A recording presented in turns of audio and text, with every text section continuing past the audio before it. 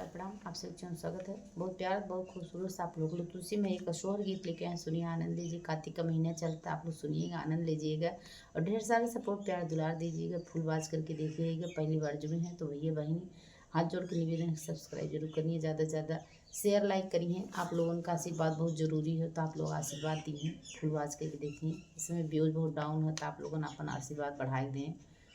धन्यवाद। के करे अगना तुलसी गछिया सीता उठी सींचत सीता उठी सींचाई हो। बहिनी के करे गौशाला सुर भी गैया सीता चाराना वही सीता चाराना वही हो। बहिनी के करे गौशाला सुर भी गैया सीता चाराना वही हो। कौशल्या के अग्नि तुलसी गछिया सीता उठी सींचत सीता उठी सींचाई हो। बहिनी दशरथ दुआरे सुर भी गैया सीता चाराना वही सीता चाराना वही हो।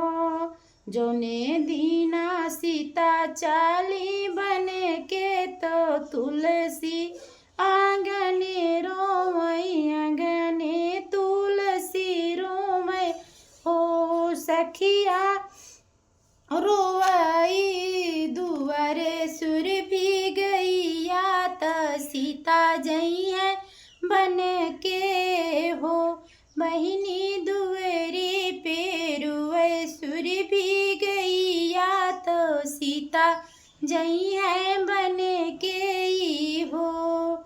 रोवाई ताल तलैया तबन के चिरैया तबन के चिरैया हो। सखिया रोवत बाट सगरो अयोध्या सीता बन जई है हो। सखिया रोवत बाट सकरो अयोध्या सीता बन जई है हो। रोई रोई पूछाई तुलसी मैया सुना मोरी सीता सुना मोरी बेटी हो। सीता के उठी भोर वही नहाए जलवा चढ़ाए जलवा चढ़ाए हो।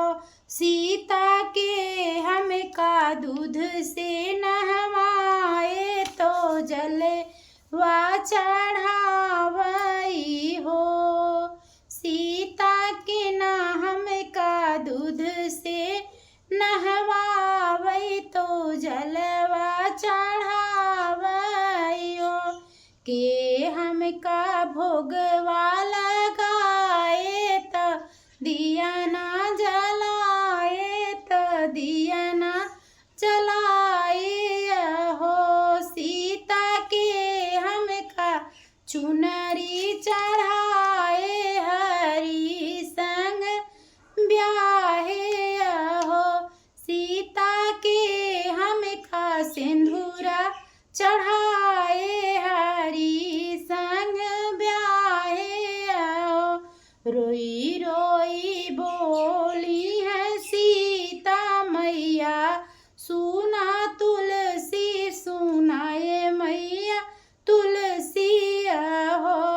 मैया सासू मोरे भोरे उठना है तो जलवा चढ़ाई हो।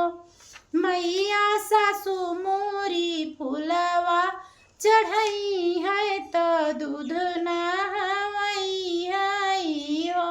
मैया सासू मोरी फूल फलवा चढ़ाई है तो दूध से नहवई हई हो सासू मोरी भोगवा लगई है त दिया ना जलई है त दिया ना जलई आई हो मैया सासू मोरी चुनरी चढ़ई है हरी संग ब्याही है हो मैया सासू मोरी सिंदूरा चढ़ई है तहरी संग भी यही है हो जन्म जन्म तो है पूजी है तोहार जैसे गई है तोहार जैसे गई है हो मैया सासू मोरी